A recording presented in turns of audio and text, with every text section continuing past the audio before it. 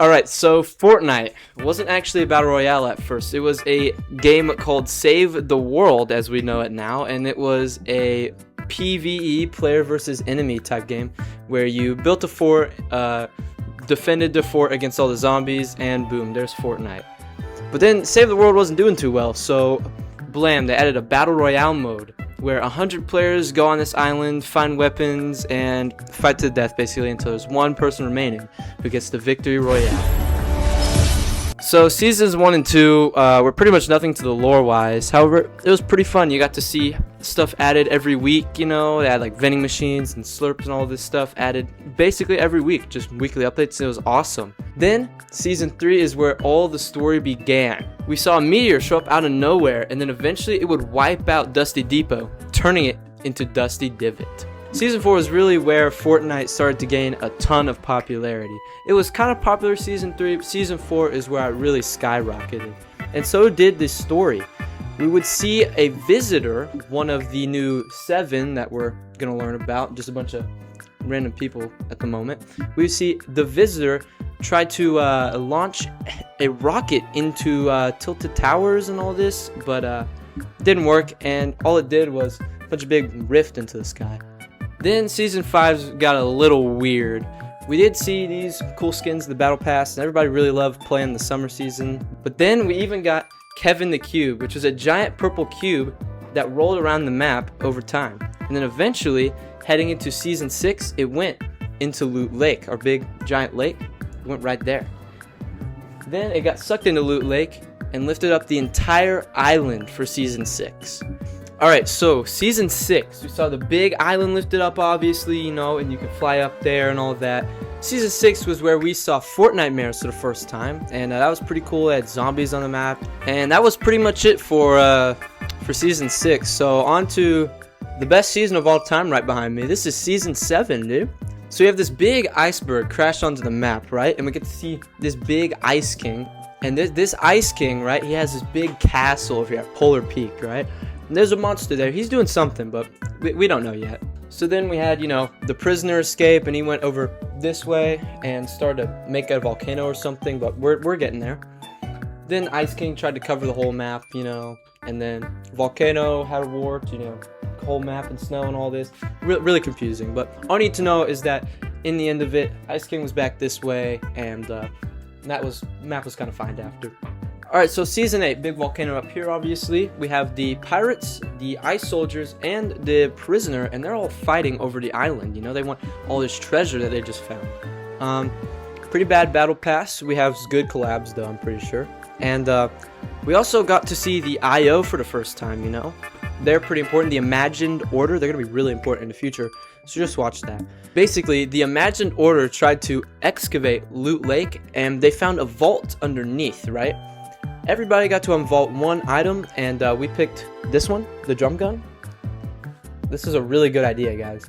So then we also found this orb in the back. This is the 0 point. It's really important later, but we don't know that much about it yet. Season 9. Okay, so at the end of season 8, we saw this volcano up here, and it just started, you know, erupting all the time, you know? Like all these POIs, yeah, they're just gone now, okay? That's what they look like. And so basically, because of, you know, the volcano, it was about to erupt because the prisoner was really mad, you know? They had Jonesy and Peely went into the bunker, right? And they didn't have any food. So it was either Jonesy or Peely, and you can guess who came out of that one. But eventually they come out of the vault, and wow, everything looks way cooler, dude. This was awesome, right? Not much happened, though, in this season. It was pretty mid. But we did get a giant robot versus monster fight. That was pretty cool. And then finally, Season X. This is when everything started breaking. Meteors here, rockets are here, all this is happening. And then the 7, yeah, you remember those guys? Well, they're back. Now, but before this, we got a lot of crazy stuff happening. Like Batman, he had tilted, you know, turned into Gotham. Then we had the Borderlands, POI, all that crazy stuff happening. But basically, all you need to know was everybody hated these mechs right here, and that's pretty much it. Then towards the end of the season, we started seeing a lot of the story ramping up. Then the 7 right here in the end event, the famous end event.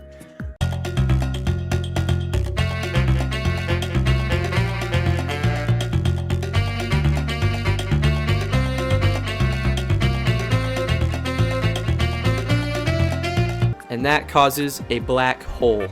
But then just 2 days later, the game updated, and we're now in chapter 2, dude. Alright, so season 1, pretty much nothing happened. They got all this water. You can actually swim now. Brand new map and all this stuff, you know, some new weapons, all this cool stuff. Season 2, though, that's where Fortnite really peaked, okay? This is when we get the Ghost and Shadow factions, right? Basically, you could pick in the Battle Pass if you wanted this color or this color. It was really cool. But basically, the Ghost and Shadow War was all just a setup because Midas, one of the leaders of all this stuff, built something called the device, right? And basically what he wanted to do was stop this thing called the loop. Alright, so basically this is the loop, right? Basically every Fortnite game, it's fake, right? It's just a loop and it's not even real. And all the players, all the people in the game, they're stuck in the loop, right? And so they can't actually get out of the game. It's basically just spawn, loot, kill, die, repeat. It's pretty boring. Basically, Midas was trying to make a device to stop the loop, and basically, it failed. We got to see the IO for a little bit, though. The Imagined Order, they're back, and that's Agent Jonesy, you know, he's there.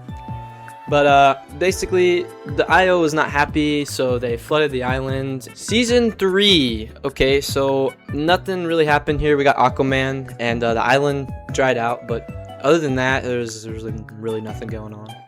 Season 4, so here's Galactus. I know that Galactus, that one. He wanted to eat the 0 point, but then Thor, yeah, that Thor, put together a bunch of superheroes for the Battle Pass, right? And then all the superheroes got together and then bombed Galactus with battle buses. I know it sounds crazy. He just kind of ate all the battle buses. It's kind of weird, but that's what happened. Season 5 is where we get to see that Agent Jonesy dude again. And basically, he wants to stabilize the loop, and so he starts recruiting a bunch of people for the Imagined Order, right? So they're secretly agents of the IO, right? Alright, so then he tried to stabilize the 0 point, you know, that big orb that was in the vault earlier, right?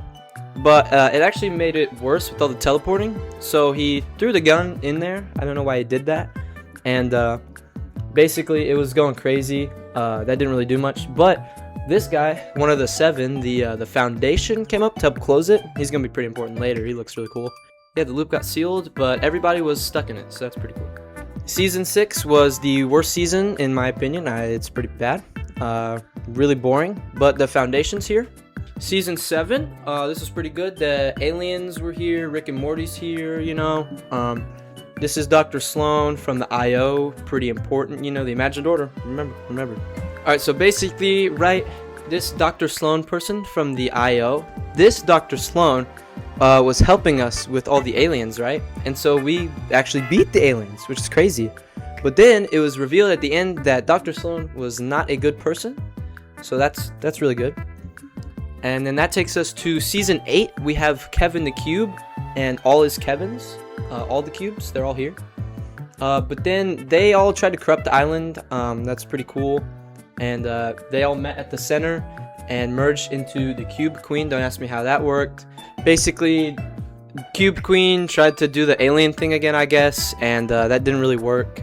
The 0 point was broken again. And then Dr. Sloan tried to nuke the island also. And then the Foundation was back. It's really confusing, but yeah, 0 point exploded. You know, that orb, remember it? Exploded. And the island went like that. It flipped. The island you once knew has flipped. Chapter 3 began after the Foundation and Agent Jones stopped the Cube Queen and flipped the island, revealing a completely new map. This is where Cooper Spencer, Fro leaving his car unlocked, introduced me to Fortnite. This is also the time Logan introduced Andrew to Fortnite, and he's never been the same.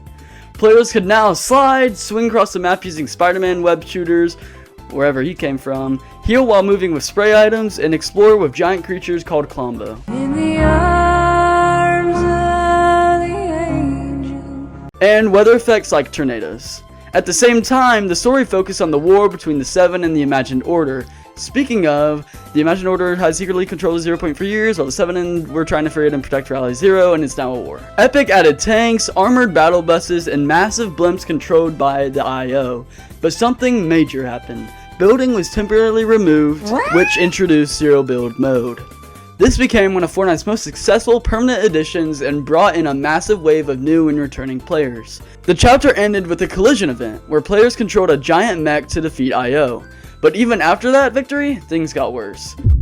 Chrome spread across the island, corrupting everything it touched, to which it wiped out what was thought to be all of the 7. Until now, obviously, no more Mr. Ice Guy.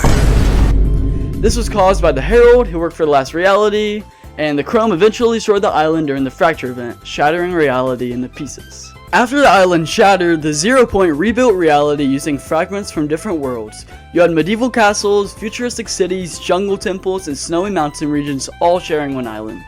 Epic added reality augments, which let players choose random perks during matches. Movement also got major upgrades of hurdling and the return of dirt bikes. Later seasons introduced grind rails in Mega City, jungle vines for movement, and rocket rams for mobility and combat. Lore-wise, Chapter 4 became more mysterious. The 7 disappeared after the Fracture. Fortnite introduced Mega City, opening the chapter to entirely new realities. Now, we jump into the best season, which was Chapter 4 Season 4, where me and my friends played nearly every night. Special shoutouts to fellow chuds Maddox, James, Logan, and others. Kato Thorn, a time-traveling vampire who had been stealing powerful artifacts from different timelines, was introduced. But Fortnite Marriage was pretty good that year. Anyway, Kato Thorn's time machine will become the key to Fortnite's next chapter. At the end of Chapter 4, Jones and Sloan used Kato Thorn's time machine to travel back to Chapter 1.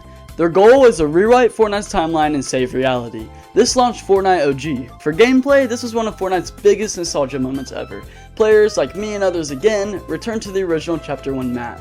Classic weapons like the pump shotgun and assault rifle returned, shopping carts, golf carts, and old school loot pools came back. Each week, the island updated to much later Chapter 1 seasons, bringing back iconic locations and mechanics. It reminded players just how much Fortnite had changed over the years. OG became one of Fortnite's most popular seasons ever, with the player counts exploding. Lore-wise, this wasn't just nostalgia. Jones was changing Fortnite's timeline. These changes led directly into the Big Bang event, not to be confused with the show, where reality reset once again and created a new universe, which is normal. In Chapter 5, Season 1 Underground, a group called the Society controlled the island. The Underground, another group, fought against the Society. Jonesy worked with the leader of the Underground to uncover what the Society was searching for, Pandora's box. Now this brings us to Season 2 with it being opened. Season 2, Myths and Mortals. Greek mythology took over the island, and Zeus, Hades, Aphrodite, and Cerberus arrived. Zeus and the others attacked the island. The gods created massive POIs like Mount Olympus and the Underworld. In Season 3, Wrecked, after the Gods' War, a giant sandstorm uncovered the desert wasteland biome in the south. This introduced a Mad Max-style apocalypse. The villain in Season 3 was Megalodon, leader of the Nitrodome Raiders. He used nitro energy to power destructive vehicles and planned to dominate the island through chaos and fuel control. Season 4, Absolute Doom. This season was all about Marvel. Dr. Doom returned and took control after the massive power connected to Pandora's box lured him to the island.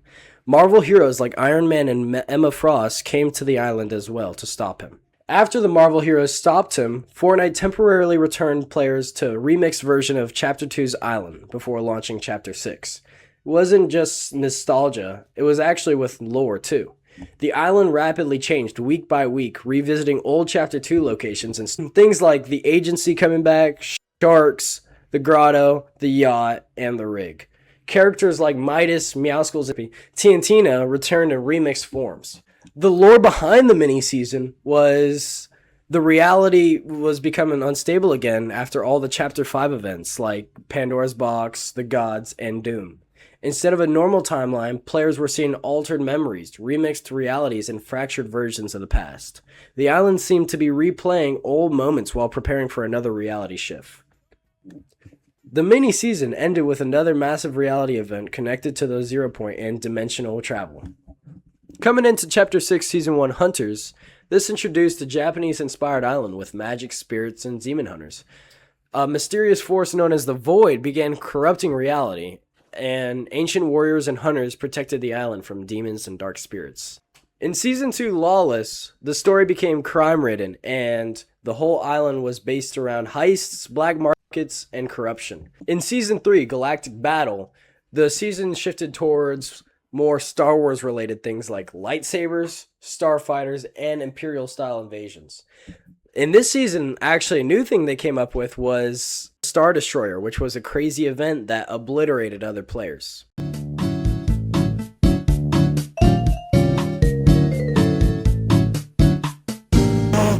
Let's get the la la la la.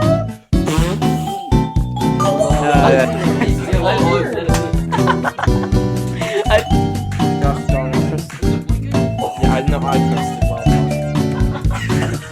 Well, I gotta fix my script, bro. Because I didn't know we were talking about the story and the game.